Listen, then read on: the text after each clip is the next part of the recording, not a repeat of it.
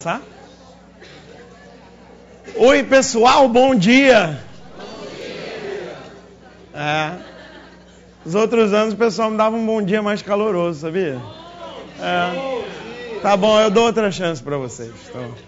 Oi, pessoal, bom dia. Bom dia. Beleza. Bom, eu sou o Luciano, conforme estava previsto aí, né? Que teve uma vez que eu vim e era o Paulo César que estava previsto, aí é mais complicado, né? Mas dessa vez sou eu mesmo. Eu, primeiro, me desculpar por eu não ter estado aqui na primeira aula, que é o que a gente costuma fazer. Eu estava na Argentina, eu tive o privilégio de ser o líder da delegação brasileira na Olimpíada Internacional de Matemática. Eu acabei de voltar de lá, voltei ontem, né? Foi bem legal, na verdade. Devo reconhecer, foi muito legal. Muito trabalho, mas muito divertido também. E vocês já sabem o resultado? Já viram em todos os jornais e todas as televisões, né? Nós, como sempre, levamos uma equipe de 6 brasileiros, 6 jovens brasileiros, estudantes do ensino médio. E eles conquistaram uma menção honrosa, né, que é concedida para quem resolve pelo menos um problema completo e não tem pontuação suficiente para uma medalha.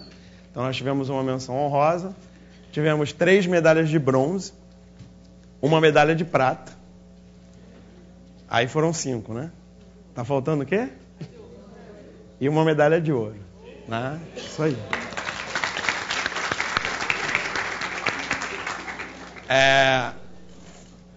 Na classificação extraoficial de países, nós ficamos em 19º, o que nós consideramos que é excelente, né? Tá foram um total de 100 países participantes, né? Nós estamos entre os 20 melhores. Enfim, foi um desempenho muito bom. A gente está muito orgulhoso dos nossos jovens, né? Que trabalharam muito, se esforçaram muito. Bom, vamos começar o nosso trabalho, né? O tema de hoje é combinatória.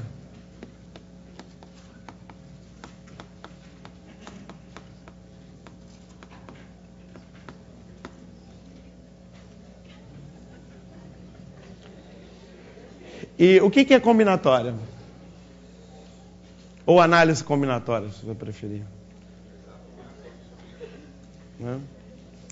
É uma coisa que realiza combinações. É realizar combinações. Mais alguma ideia do que é isso? O que é combinatória? Você já viu algum problema de combinatória alguma vez? Já resolveu algum problema de combinatória alguma vez?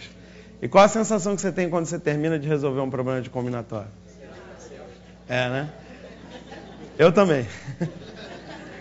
É assim mesmo, né? Então, ou seja, a gente faz um problema de combinatória, a gente termina, a gente acha uma resposta e o nosso primeiro pensamento é: será que está certo? Será que é isso mesmo? Né? Será que eu contei certo? Será que eu esqueci algum caso? Né? Será que eu repeti algum caso? Será que eu contei alguma coisa errada? Né?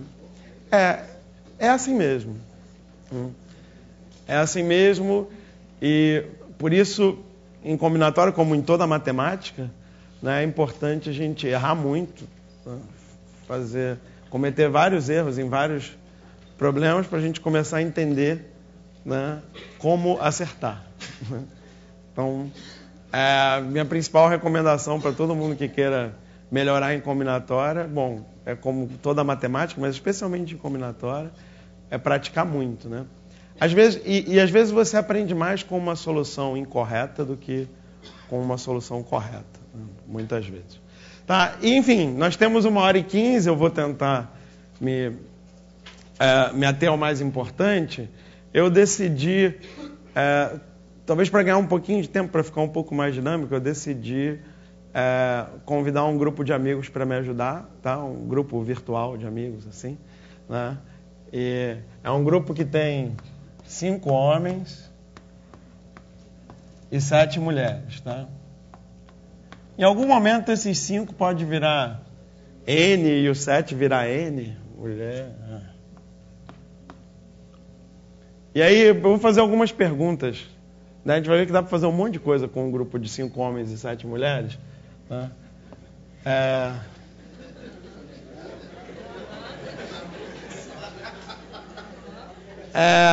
A primeira coisa é o seguinte. Então tem a primeira pergunta.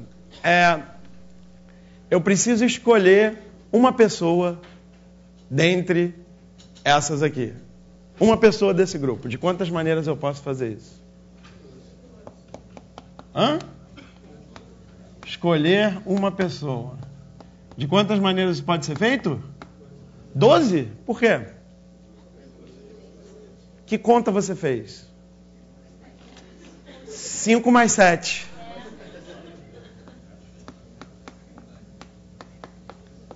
12. Tá certo? Todo mundo concorda? Eu também. Eu acho que essa tá certa.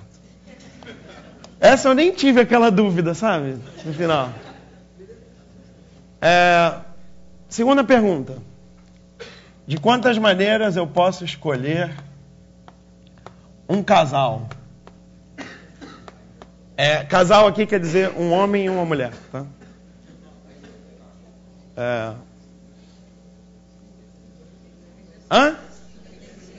35? Tem certeza? Qual foi a conta que você fez? 5 vezes 7?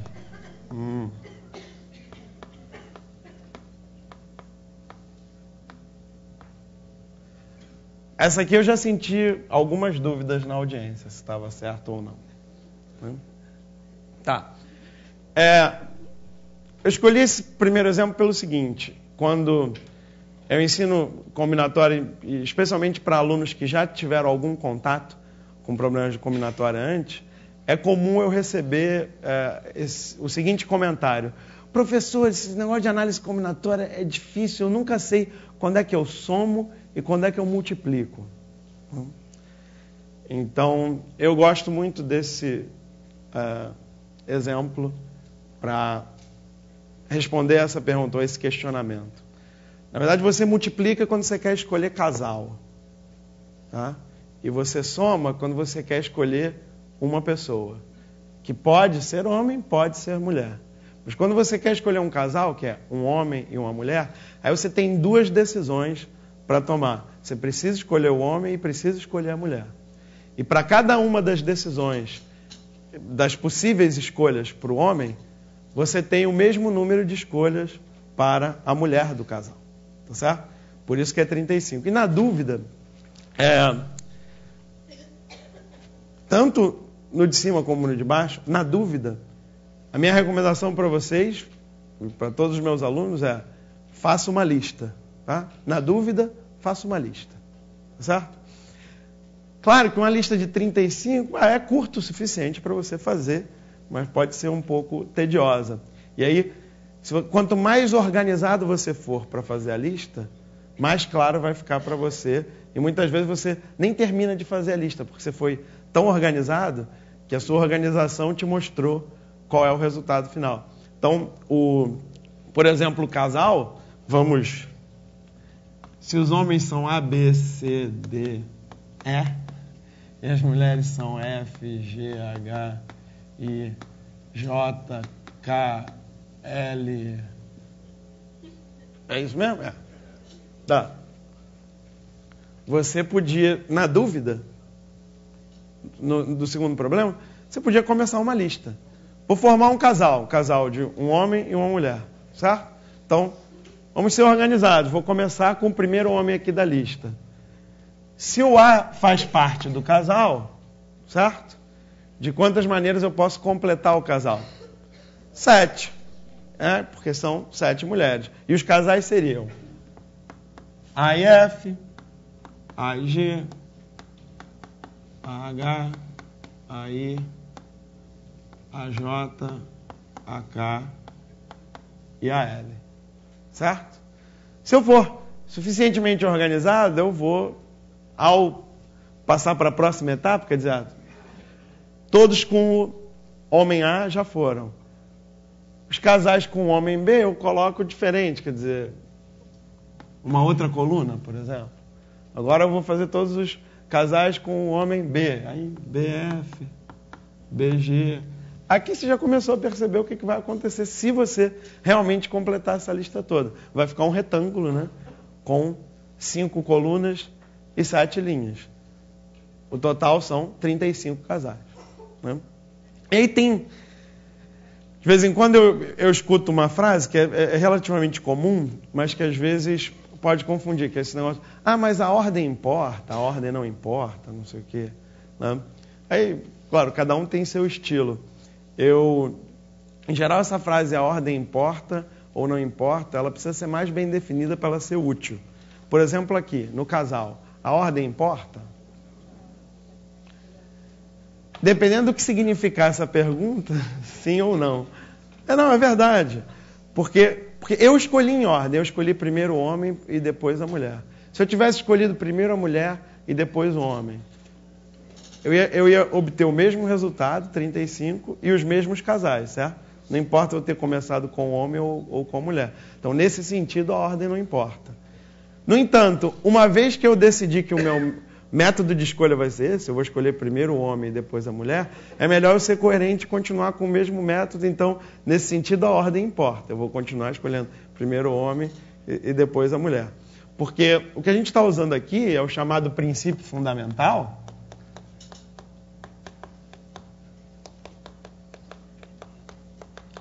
Ou, na verdade, não. A gente não está usando o princípio fundamental. A gente está usando uma linha de raciocínio que é equivalente ao princípio fundamental. Mas a gente não precisa nem conhecer o princípio fundamental para pensar dessa maneira como nós pensamos. E o princípio fundamental diz essencialmente o seguinte: se você vai tomar 2 decisões consecutivas, né? E é isso, a ordem importa, quer dizer, você toma uma primeira decisão e após essa primeira decisão você toma uma segunda decisão, certo? Se ocorrer que, então, 2 decisões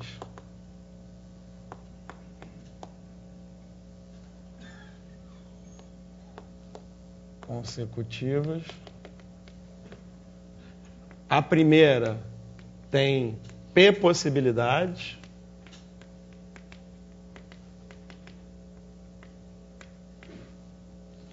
E a segunda, Q possibilidades.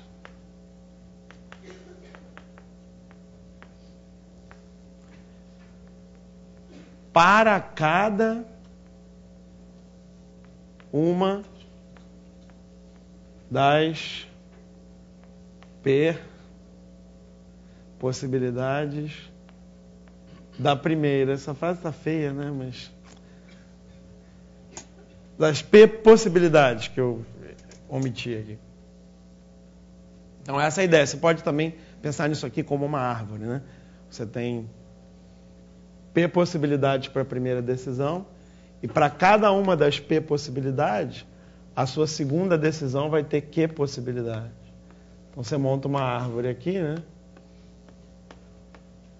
Que começa, né, com P ramificações e depois, para cada uma das P ramificações, tem Q ramificações. Você vai ter um total de P vezes Q galhos, né? Então, A P vezes Q maneiras de tomar ambas as decisões.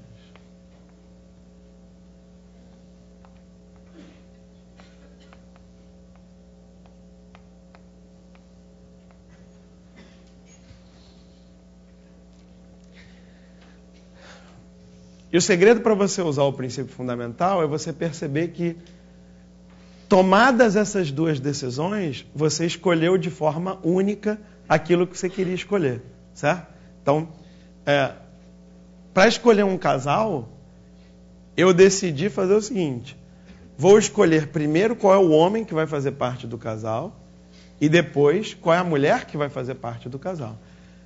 Tomadas essas 2 decisões, eu defino um casal? Sim, né? E é um único casal? para cada par de decisões? Cada par de decisões desse tipo gera um único casal, certo? Se eu escolhi o homem e escolhi a mulher, o casal está determinado. Tá legal? Isso é importante, porque então o número de maneiras de tomar essas duas decisões é igual ao número de casais. Tá? Ótimo. Vamos continuar. Agora é o seguinte.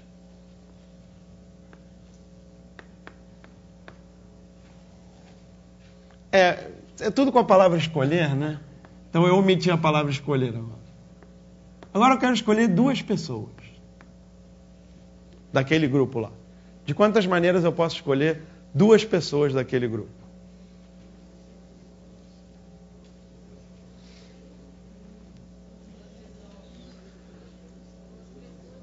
Aí eu penso o seguinte, duas pessoas é que nem escolher um casal. Né?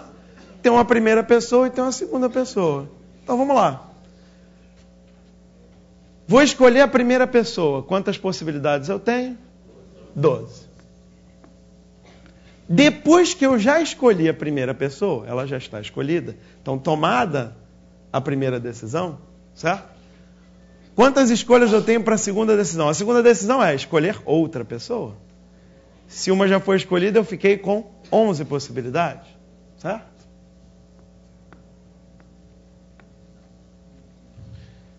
Então, o número de maneiras de escolher duas pessoas daquele grupo de 12 é 12 vezes 11, 132. Certo?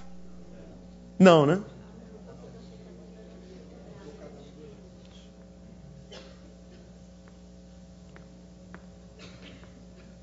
Tá, não está certo por quê? Não porque o princípio fundamental esteja errado. De fato, o número de maneiras de tomar essas duas decisões que eu acabei de descrever é mesmo 132. O problema não está no princípio fundamental, nem nas decisões. O problema está em que tomar essas duas decisões consecutivas, certo? Dá origem a um único grupo de duas pessoas. É verdade. Mas o vice-versa não é verdade. Né? É possível formar o mesmo grupo de duas pessoas tomando duas decisões diferentes.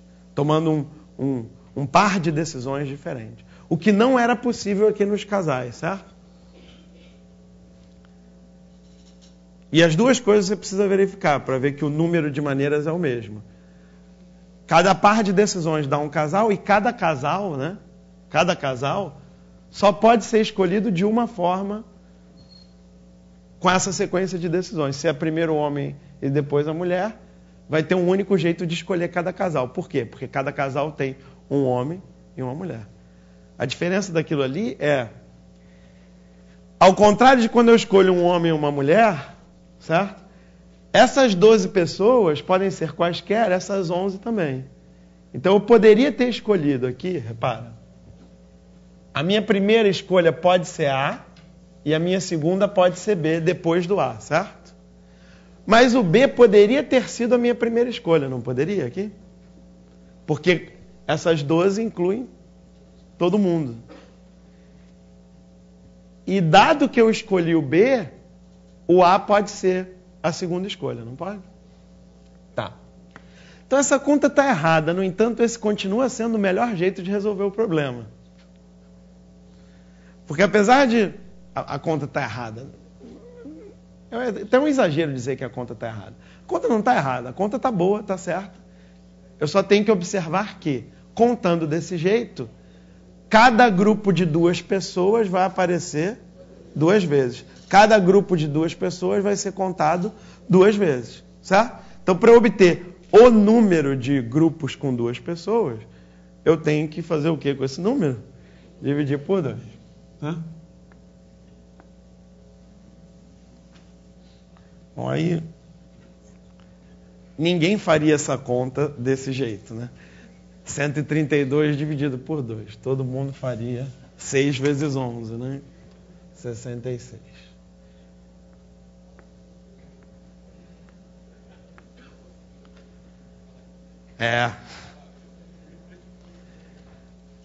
Não pode. Mestre Elon não deixa. Tá. Ok. Esse método é muito, muito utilizado, né? Muitas vezes é mais fácil você contar repetindo, como foi o nosso caso aqui. Desde que, se você controla o número de repetições, isso não é um problema, né? É só depois dividir, tá? Bom, como isso aqui foi divertido, 3 pessoas.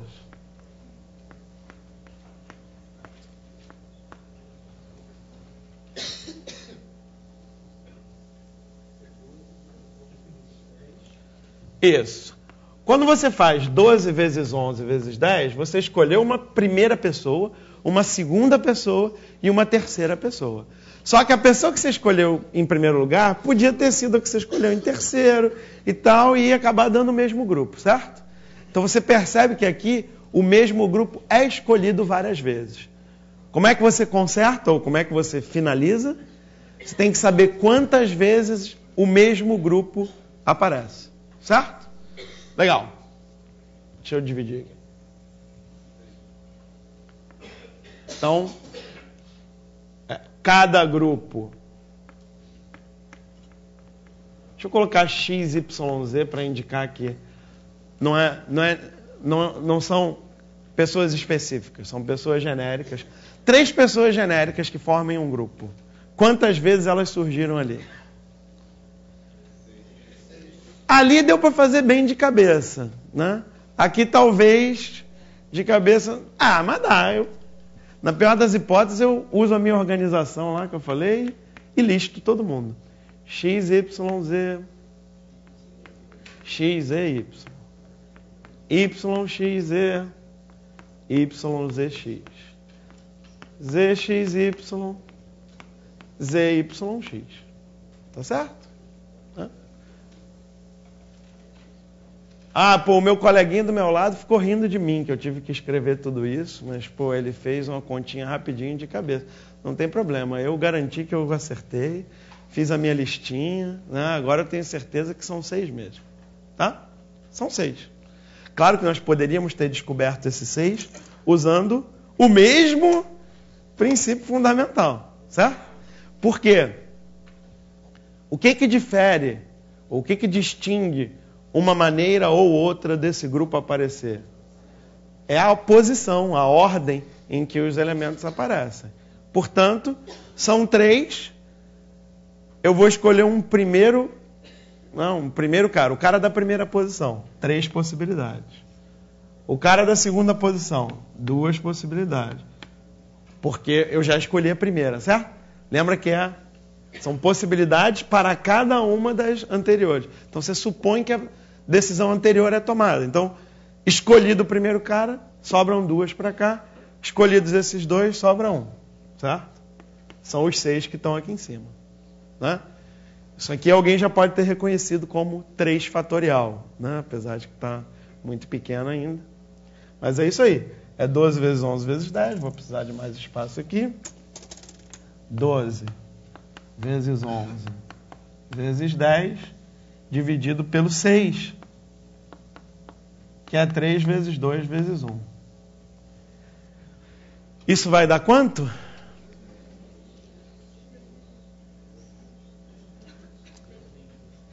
$220? Certo, 220.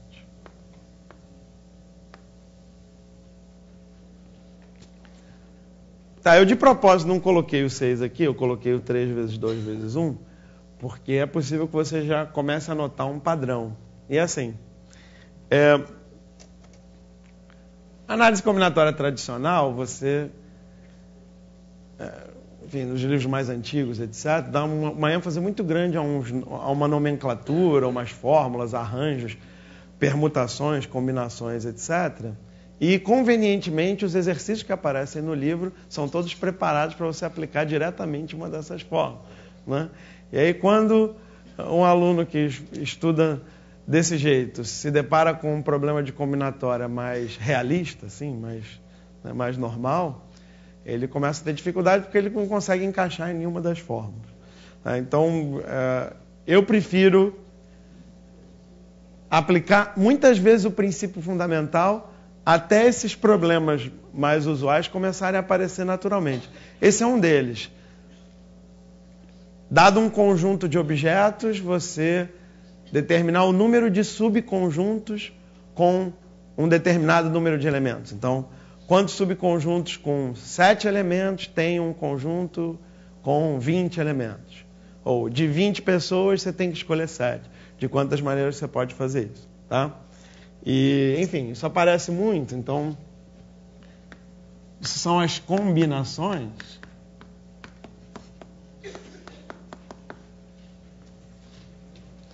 E depois a gente pode colocar em geral, mas, exemplo. Quantos...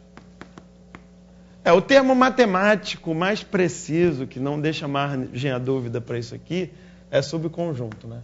Quantos subconjuntos com K elementos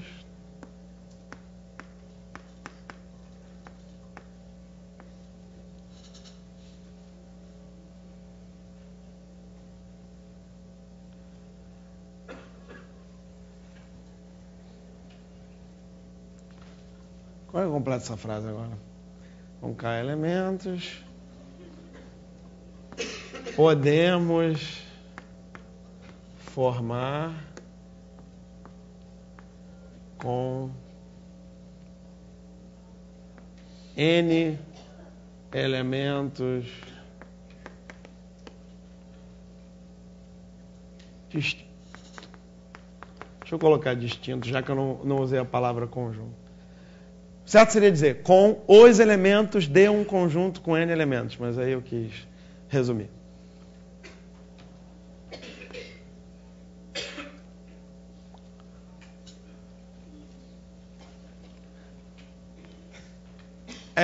Existem várias maneiras de representar isso, a gente representa assim.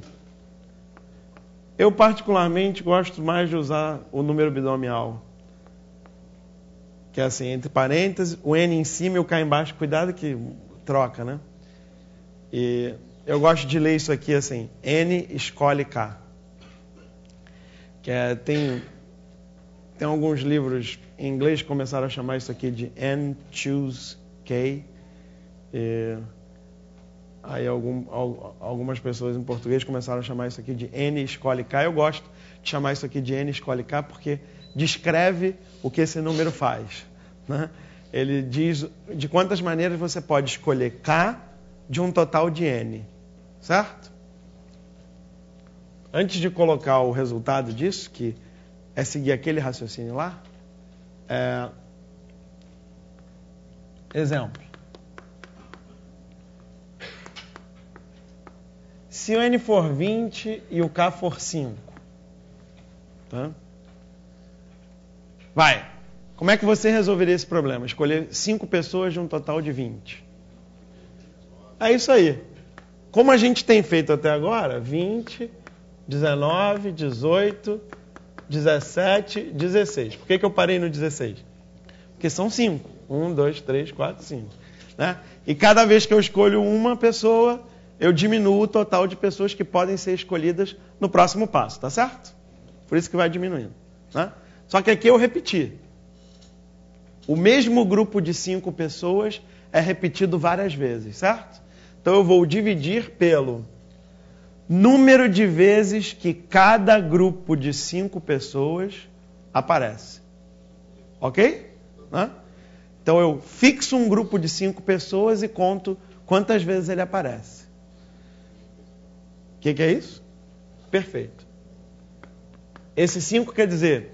Tenho 5 escolhas para a primeira a ser escolhida.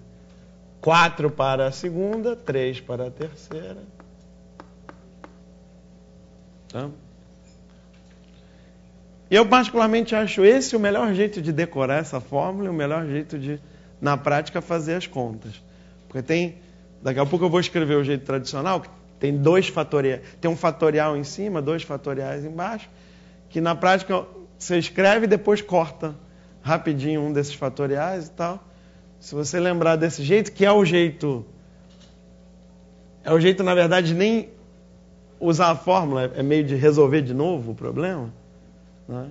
E aí você tem certeza que está certo, entre outras coisas. Ele acaba sendo mais prático para as contas, tá? Bom, eu não sei quanto dá isso, também não vou fazer a conta, mas esse é o... deixa assim. Talvez valha a pena aqui observar o seguinte, que isso pode ser escrito como 20 fatorial, 5 fatorial, 15 fatorial, tá? Lembrando que o fatorial é o produto de todos os números, né? 20 fatorial é 20, 19, 18, mas aí eu continuo descendo de 1 em 1 até chegar no 1, certo? Então, claro, aqui eu poderia continuar a partir do 15, certo? E aí eu teria que colocar a partir do 15 embaixo também para não alterar, ok? E aí em cima eu completo 20 fatorial e embaixo aparece um 15 fatorial, certo? Já temos até a resposta. 15.504. Obrigado. Tá? Em geral,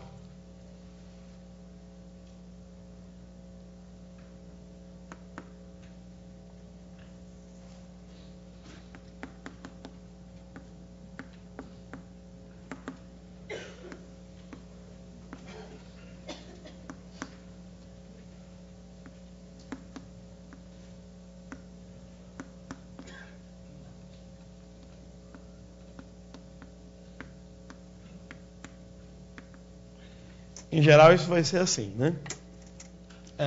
Eu, particularmente, com os meus alunos, eu só mostro essa fórmula depois que eu tenho certeza que eles já sabem resolver esse tipo de problema sem precisar da fórmula, tá? Quando eles já resolvem sem precisar da fórmula, eu mostro a fórmula que pode ajudar, né, a ir mais rápido em algum momento.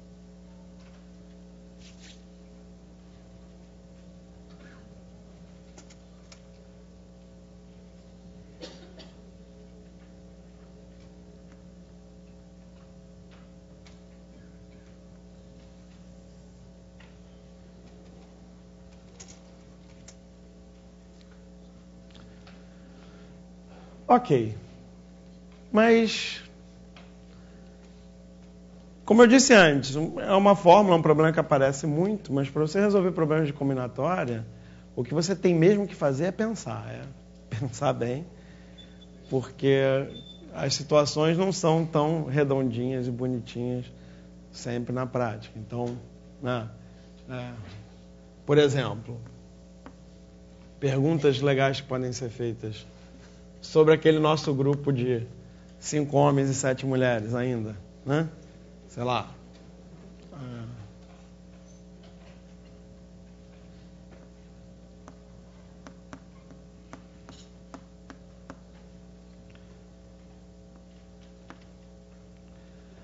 Então, digamos que eu quero formar comissões com 5 pessoas, sendo que obrigatoriamente eu preciso ter 2 homens e 3 mulheres.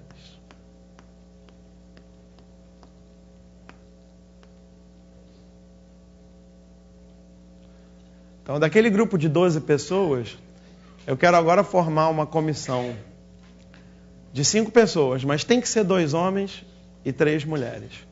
De quantas maneiras diferentes isso pode ser feito?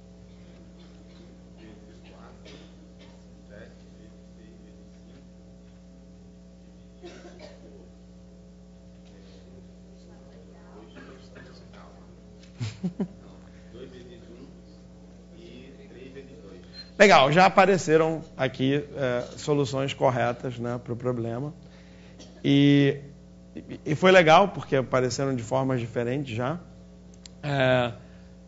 Todas vão ser mais ou menos equivalentes ao que eu vou dizer agora, tá bom? Então, assim, pelo que eu entendi, algumas pessoas decidiram fazer o seguinte: tem que ser 2 homens e 2 mulheres. Isso é totalmente independente. Vai ter que ter 2 homens, vai ter que ter 2 mulheres. Eu posso primeiro escolher os 2 homens, depois as 3 mulheres. ou vice-versa, ambas vão dar uma única forma de chegar à comissão e cada comissão também vai aparecer uma única vez. Porque assim, então vamos lá. Uma solução pode ser o seguinte: primeira decisão, escolho 2 homens. Posso fazer como eu vinha fazendo e posso agora usar a notação, né, que a gente desenvolveu para dizer que isso é 5 escolhe 2, ou combinação de 5, 2 a 2. Certo? Dos 5 homens eu vou escolher 2. Escolher um grupo de 2. Isso pode ser feito de 5 escolhe 2 maneiras. Certo? A segunda decisão é determinar quais vão ser as 3 mulheres. Não é isso? Quais são as 3 mulheres? Bom, de quantas maneiras eu posso escolher? Isso, das 7, eu escolho 3. Certo? Então o total é o quê?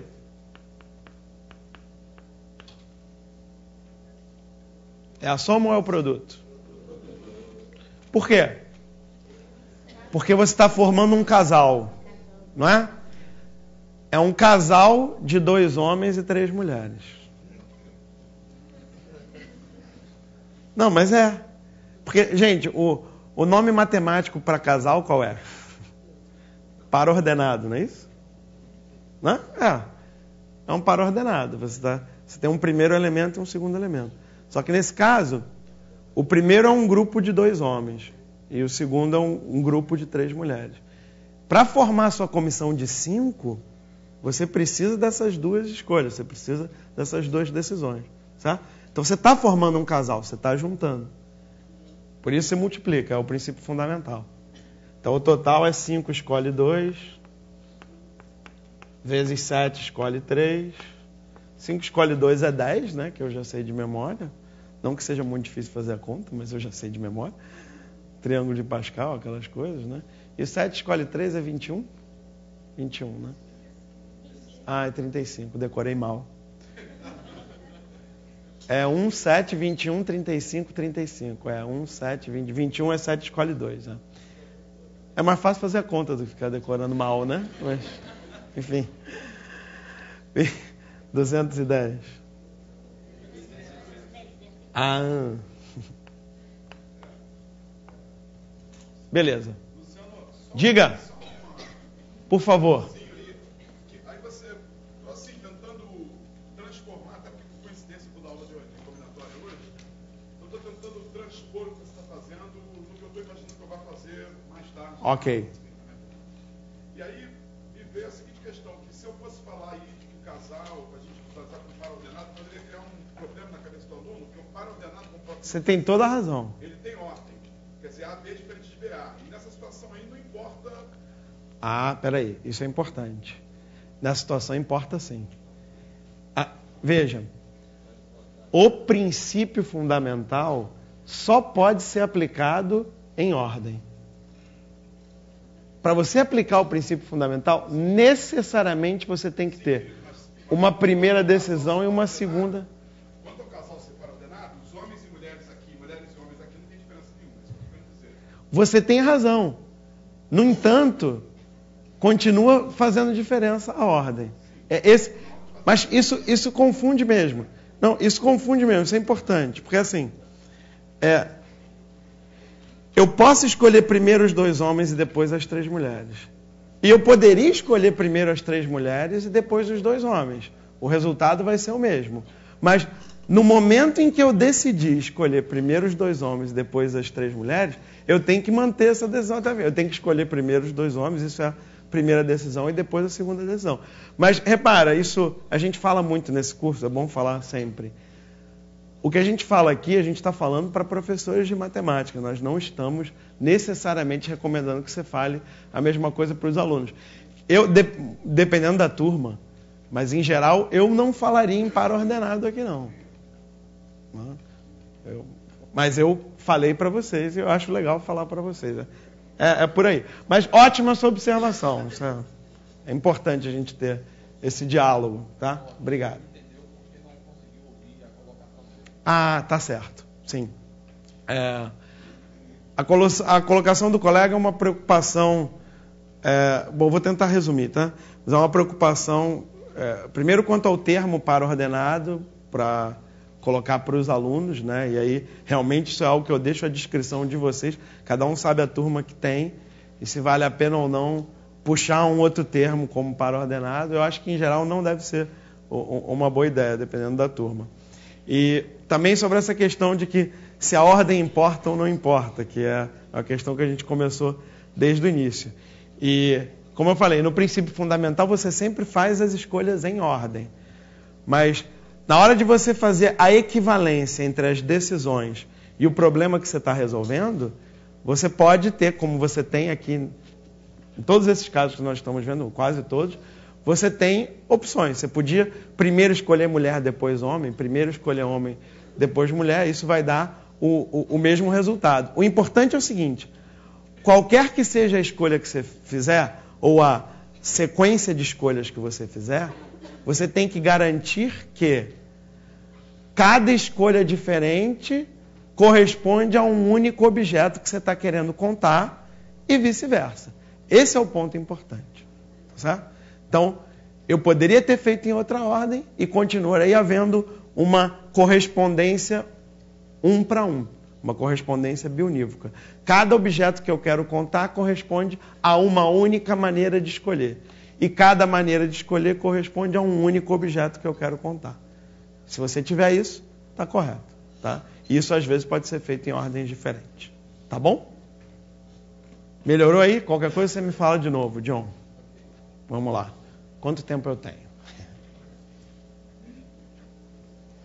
Beleza.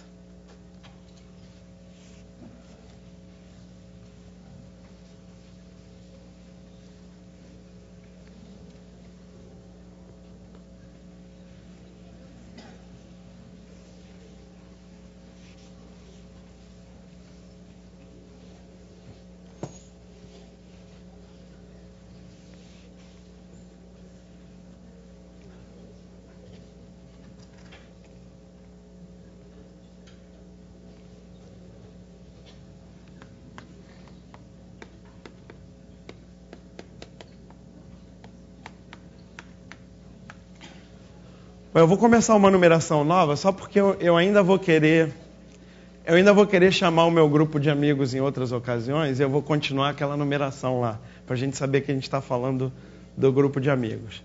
Mas como agora eu vou fazer um problema que não tem a ver com o grupo de amigos, eu vou chamar diferente, vou chamar de problemão. Tá? Isso aqui é um problema que foi proposto em alguma Olimpíada de Matemática, mas eu não lembro qual. Mas ele está no material de treinamento que a gente está fazendo esse ano, que se chama POT, Polos Olímpicos de Treinamento. Não sei se alguém está familiarizado com isso. Tem no material de combinatória lá. Então é o seguinte, é uma senha para um cofre e ela é formada da seguinte forma, é uma sequência, a senha é uma sequência de 6 caracteres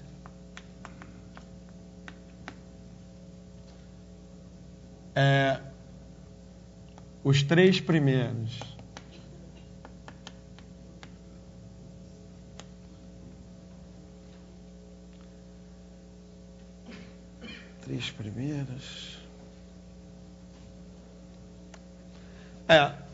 eu estava na dúvida se eram os 3 primeiros letras e os outros 3 números, ou se era em qualquer ordem, mas eu acho que faz mais sentido ser em qualquer ordem.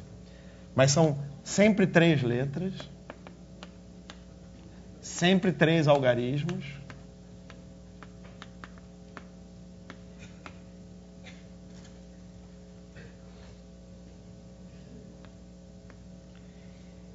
mas tem uma restrição.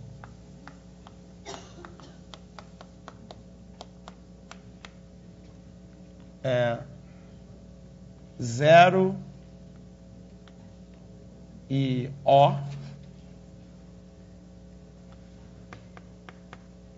Bom, Isso aqui é 0. Isso aqui é O. Não podem aparecer juntos.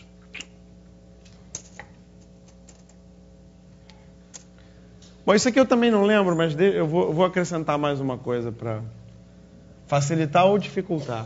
Você decide. 3 letras distintas. 3 algarismos distintos. A pergunta você já sabe qual é, né?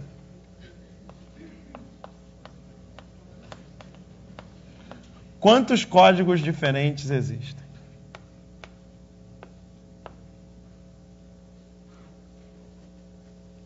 Quantas senhas? Eu chamei de senha, chamei de código. Quantas senhas diferentes existem?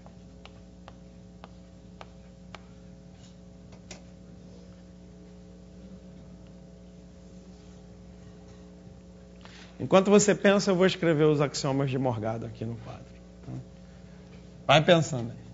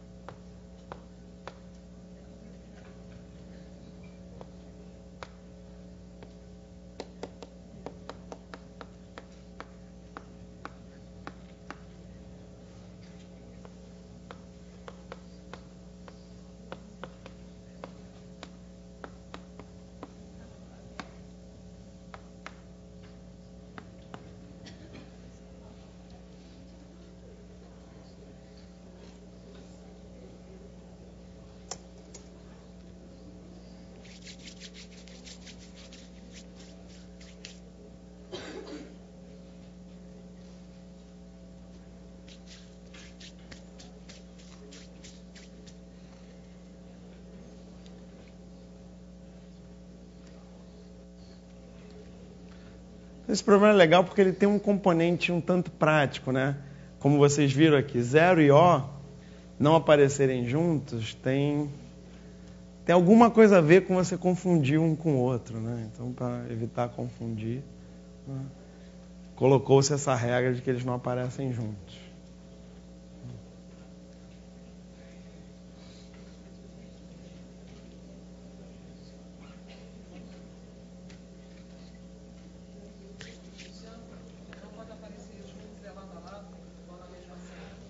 Muito boa pergunta. Na mesma senha.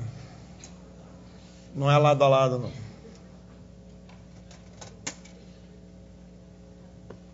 Juntos. Na mesma senha.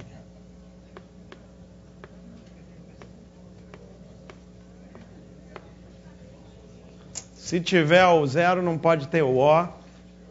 Se tiver o O, não pode ter o 0. É isso que quer dizer. Agora sim, né? Oi? Não. Se aparecer o 0, ficou bem mais fácil agora, né? Se aparecer o 0, não pode aparecer o O. Se aparecer o O, não pode aparecer o 0.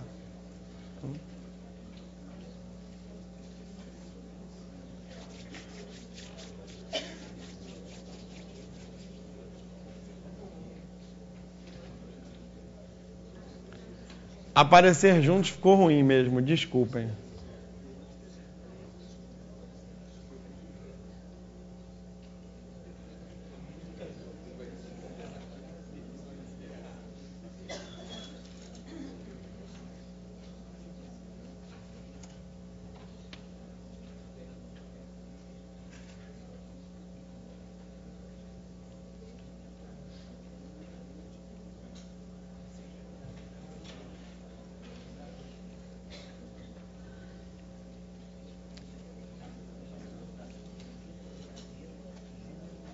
Bom,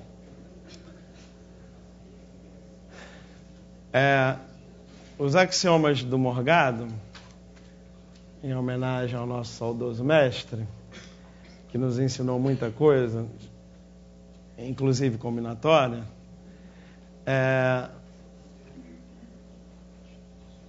o número 1 é o mais importante de todos, é essa postura ativa, você se colocar na posição de quem está tentando, de quem tem que resolver esse problema, tá? Na posição do engenheiro lá da empresa de segurança que cria os cofres, que ele precisa saber qual a quantidade total de senhas possíveis nesse sentido, para saber se a segurança é suficiente ou não, etc. É um problema que ele realmente precisa resolver. Tem que se colocar na posição dele e procurar uma atitude, né, ativa. Divisão em casos, sempre que possível ou sempre que necessário, né, aquele velho ditado, dividir para conquistar, né? Divide em partes menores que sejam mais simples de resolver, de atacar. Sempre que possível. Esse problema é um bom exemplo. E lidar com dificuldades o quanto antes, ou não adiar dificuldade. Essa é uma recomendação ótima para problemas de matemática e da vida também, né? Se tem alguma coisa que está difícil, quanto antes você lidar com isso, melhor. Não deixe o problema crescer. Então, qual é a dificuldade nesse problema? Essa restrição aí do zero não poder estar junto do O, certo? Então, é uma boa ideia lidar com isso imediatamente, certo? E aí tem algumas formas que você pode pensar nisso. Se eu escolher o zero, aí eu vou e as letras que eu escolho eu incluo, eu não posso incluir o O, e etc. Você pode pensar de algumas formas. Mas o jeito mais seguro é dividir em casos. E alguém tem uma sugestão de uma boa divisão em casos aqui para resolver esse problema? Oi? Primeiro sem o zero, depois sem o O. Faz todos os casos e tira os que tem o zero e o O. Certo. Vamos lá. Quando tem o O, você diminui a quantidade de algarismos que você pode usar, certo? Quando tem o zero, você diminui a quantidade de letras que você pode usar. Quando não tem nenhum dos dois, você fica mais livre, não é verdade? Certo? Então, assim, você até pode tentar separar em apenas 2 casos, né? Eu acho mais seguro você ver 4 casos. Né? E você pode fazer com 2 casos, eu faço com 4. A gente pode comparar as respostas, é uma das formas que a gente pode ver, né? Enfim, pode ser, pode não ser, depois eu deixo você decidir, que para este problema tanto faça. Né? Mas, em geral, é uma boa estratégia você ser mais seguro, né? Especialmente quando você tem situações do tipo pelo menos, né? Tá. Vamos começar com esse caso, que é o caso que nós não queremos, né? As senhas proibidas.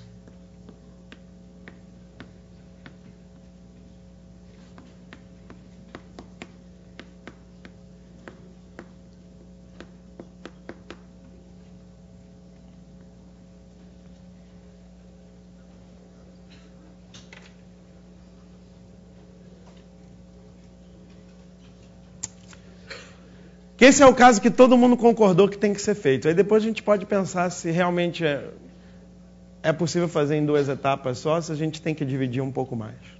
Quais são as senhas proibidas? Ou quantas são as senhas proibidas?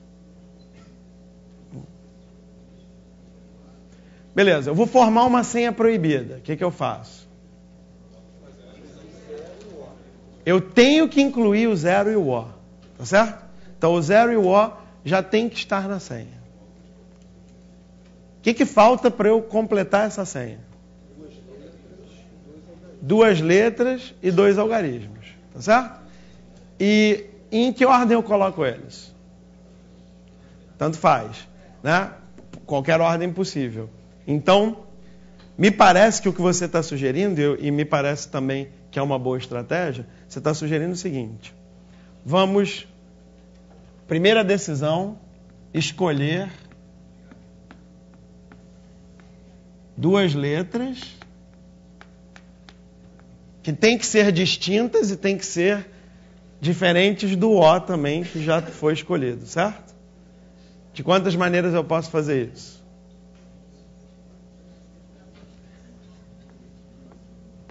« 25, porque sobraram 25 letras que não são o O. Escolhe 2, porque são 2 que eu tenho que escolher. Certo? E eu vou apenas escolher as letras por enquanto. Depois eu me preocupo com a ordem. Foi assim que eu entendi que vocês estão resolvendo o problema. Eu acho uma boa ideia. Não é a única maneira de fazer, não, mas me parece uma boa ideia. Ok. E agora? Isso. Escolher 2 algarismos.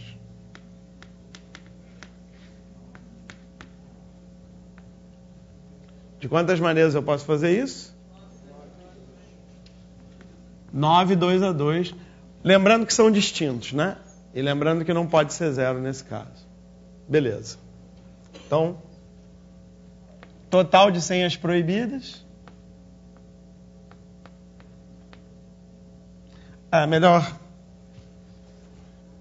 deixar claro qual é a terceira parte, né, da solução.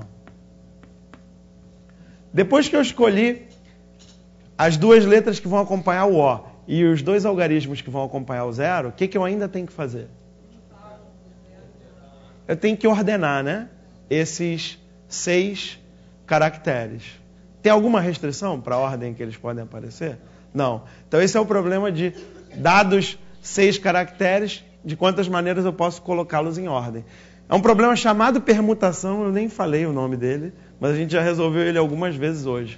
Né? E a gente nem precisou saber o nome dele. Qual é a resposta? De quantas? Ordenar, né? Ordenar os caracteres, vou deixar só ordenar. De quantas maneiras isso pode ser feito? 6 fatorial, né? 6 vezes 5 vezes 4 vezes 3 vezes 2 vezes 1. É esse problema que a gente já resolveu algumas vezes hoje. São 6 objetos para colocar em ordem. 6 possibilidades para o primeiro, 5 para o segundo, vai dar 6 fatorial. É isso? Ok.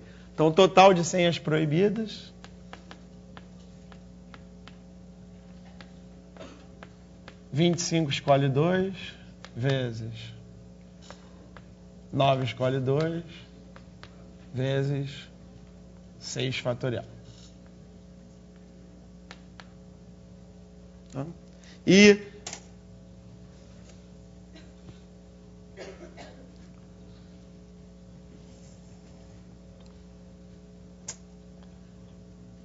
esse é o total de senhas proibidas, né? Lembrando.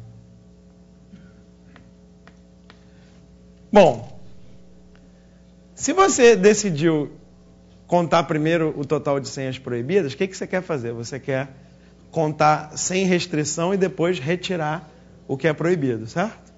Então agora vamos contar o total. Então, total de senhas sem restrição.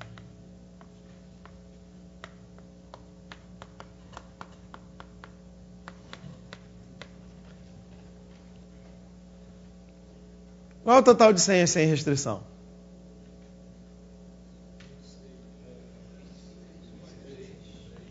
26 escolhe 3. « 10 escolhe 3. Vezes 6 fatorial. Tá? E a resposta do problema?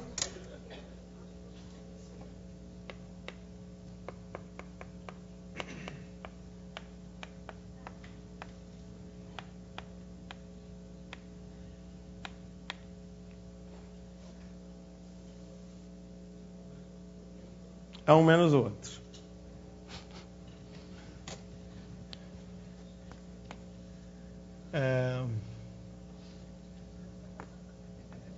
P de proibido, T de total, a resposta é T menos P.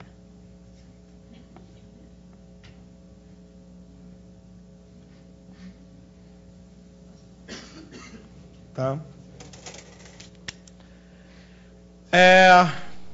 Enfim, como sempre, o tempo vai passando mais rápido do que a gente imagina, né? Eu vou deixar como exercício para quem quiser pensar diretamente, pensar em calcular as senhas permitidas. Eu acho que nesse caso é um pouco mais trabalhoso, realmente. Eu acho que vocês rapidamente decidiram o melhor caminho para resolver o problema. Mas é um bom exercício fazer dos dois jeitos e comparar se a resposta é a mesma, né? Eu acho isso um bom exercício. Para fazer diretamente, você teria que fazer 3 casos, né? Se eu não me engano. Você tem que contar as senhas que não tem nem O e nem 0. Aí você tem que contar as senhas que tem o O, mas não tem o 0. E, finalmente, as senhas que tem o 0 e não tem o O. Essa é a maneira correta de dividir. Se você tentar fazer isso mais rápido, você vai acabar contando 2 vezes alguma coisa que não deveria contar. Mas se você contar desse jeito, vai dar certo. Tá? Mas não estou terminando ainda não, tá? Eu estou deixando isso como exercício porque eu quero fazer mais uma coisinha antes de acabar, tá? Foi por isso. Não, porque eu comecei a ouvir aquele ruidinho que indica que as pessoas acham que a aula já acabou, e eu comecei a ficar tenso. Não, vocês me permitem mais uns 10 minutinhos, não me permitem? Pra gente fazer. Beleza.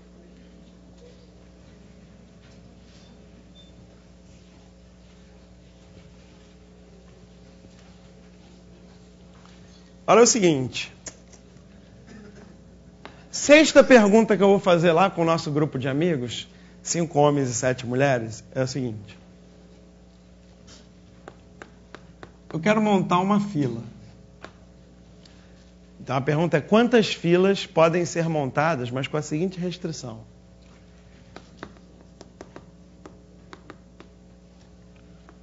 Os homens entre si e as mulheres entre si estão em ordem crescente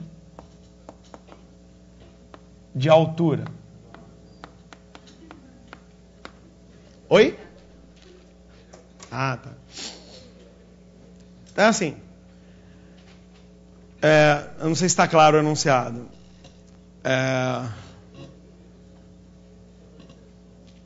Você pode misturar, quer dizer, pode vir um homem, depois uma mulher, depois um homem, depois outra mulher, ou 2 mulheres. A ordem... Você pode misturar os homens e as mulheres na fila, mas se você olhar só para os homens na fila, eles estão em ordem crescente de altura. Se você olhar só para as mulheres da fila, elas estão em ordem crescente de altura. Tá certo? Então, esse é o problema. Alguma ideia? Hã?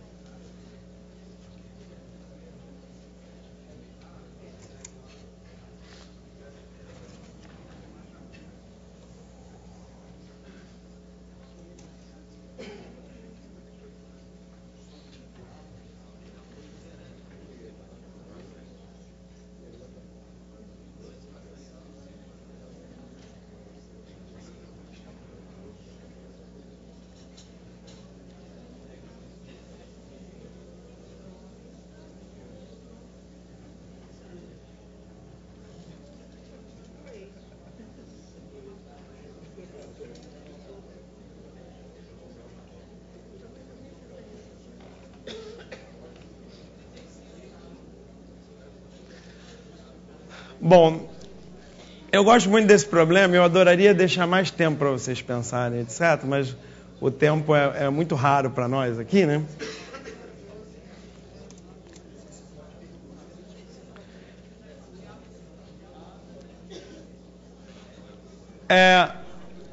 Existem várias maneiras de resolver esse problema. Existe uma maneira muito rápida e muito simples, mas que não é muito fácil de enxergar. É legal você ver uma vez. Vamos nos colocar numa postura ativa, tá? Isso, uma postura ativa. Tem gente que se animou com isso, eu não entendi exatamente por quê. Mas houve aí algumas reações. Mas postura ativa é o seguinte. Imagina que você está lá na porta do cinema, sei lá, no lugar onde você é o responsável por organizar a fila. E eu sou o responsável para te instruir como é que a fila vai ser organizada, certo? Agora, você já sabe que as mulheres entre si e os homens entre si têm que ficar em ordem de altura. Qual o jeito mais simples de eu comunicar a você qual é a fila que eu quero, se já há essa restrição? Porque eu podia te falar, põe a Mariazinha primeiro. Aí você vai me dizer, não, a Mariazinha é mais alta do que a outra fulana, ela tem que... Porque eu não estou vendo, digamos que eu não estou vendo as alturas, você está vendo, certo? Mas eu tenho que dizer como é que vai ser a fila. Qual o melhor jeito de eu te comunicar qual é a fila que eu quero? Uma fila de homens vai vir depois. Pode ser. Eu consigo visualizar um jeito ainda mais simples. Bota todo mundo em ordem.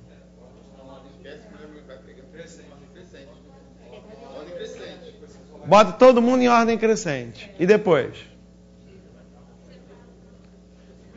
Aí depois você vai misturando sem deixar os homens trocarem entre si de posição e as mulheres dizem, beleza, mas isso é mais difícil de contar, né? Funciona, mas é mais difícil de contar.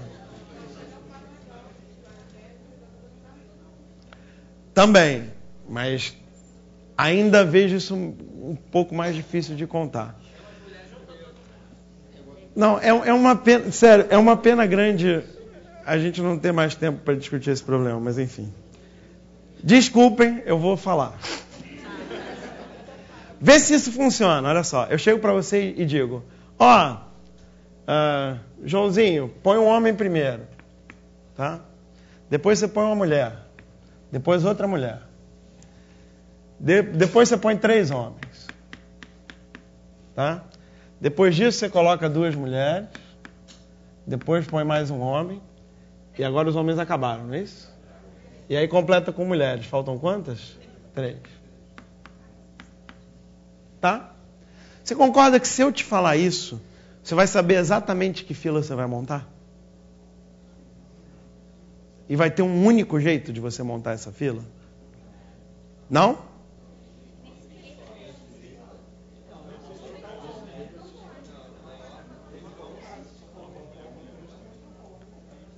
Mas a restrição continua. Homens entre si, mulheres entre si, tem que estar em ordem de altura. Tá? Você está lá, você está vendo as alturas, certo? Aí eu disse para você, o primeiro da fila tem que ser um homem. Você já sabe qual é, né? Eu não preciso te falar o nome. Você já sabe qual é, né? Isso foi uma das primeiras coisas que o pessoal falou aqui. O fulano é o primeiro, é isso. Né? Se o primeiro é um homem, é ele, é o mais baixo. Certo? Aí agora é o quê? Uma mulher. Qual é? Viu? A Luciana. Né? Alguém disse aí. Né? Agora é a Luciana. Certo? Agora é outra mulher. Qual é? É a segunda em altura. Tá certo? E assim por diante. E vice-versa. Vice-versa, nesse caso, é o mais fácil, né? Toda fila de homens e mulheres, mesmo que não estejam em ordem de altura, vai gerar uma única palavra dessas aí, né? Vou chamar isso de palavra. Melhor chamar de anagrama, né? Mas cada fila de homens e mulheres, mesmo que não estejam em ordem de altura, vai gerar um único anagrama desses, certo? O que não é tão simples de ver, e é o bonito dessa solução, é que cada anagrama desses gera uma única fila na qual homens entre si e mulheres entre si estejam em ordem de altura.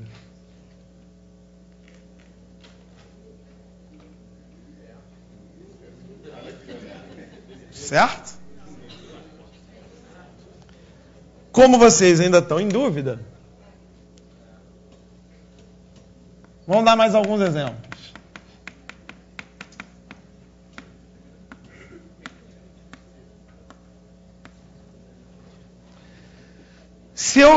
Se eu mando para você esse anagrama, você vai ficar em dúvida de qual é a fila que você tem que montar? Não, você sabe exatamente qual é a fila que você vai ter que montar, certo? Se eu te mandar esse anagrama aqui, vou fazer isso até ficar chato, hein? Quando ficar chato, você avisa.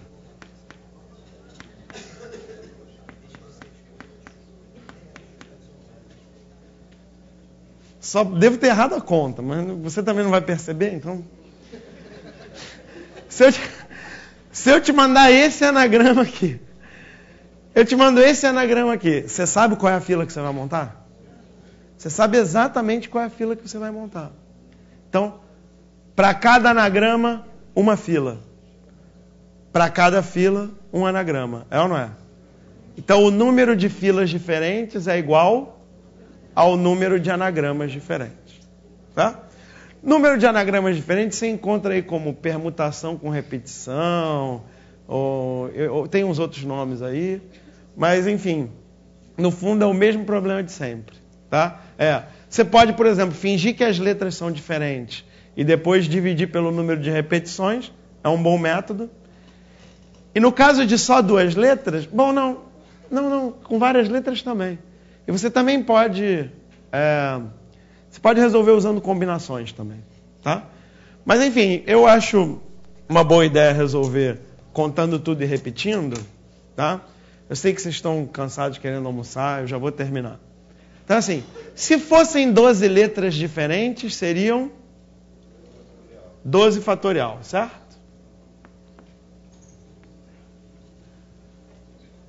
Ao contar as letras como sendo diferentes, quantas vezes eu repeti o mesmo anagrama? Bom, cada anagrama, para eu contar quantas vezes ele se repete, é o número de maneiras que eu posso trocar as letras H entre si e as letras M entre si, concordam?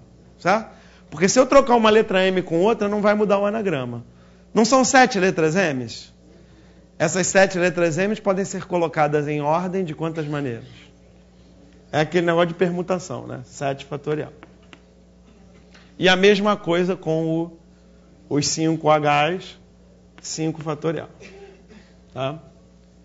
Isso, algumas pessoas devem ter identificado, isso é a mesma coisa que combinação de 12, 5 a 5, ou 12 escolhe 5, que é outra maneira de resolver. Das 12 posições, eu escolho 5 para colocar os homens. E o resto já está escolhido. Tá? É outra maneira de resolver também. Você vai chegar ao mesmo resultado. Tá? Alguém fez essa conta aqui? Não precisa, né? 792. Bom, esse método de você codificar o que você está contando, especialmente com anagramas, ele tem uma ampla aplicação. Tá? Tem muitos problemas, em princípio, difíceis de combinatória, como, por exemplo, aqueles problemas clássicos de determinar soluções inteiras não negativas de algumas equações, etc. São problemas que você consegue resolver se você desenvolver uma codificação adequada. E muitas vezes essa codificação envolve montar anagramas, por isso que eu não queria terminar hoje sem mostrar isso aqui para vocês. Tá bom? E tem 3 probleminhas para vocês pensarem para hoje de tarde. Eu espero que vocês se divirtam e que a gente consiga desenvolver mais um pouco isso aqui durante a sessão de problemas à tarde. Tá bom? Obrigado, gente. Até a próxima.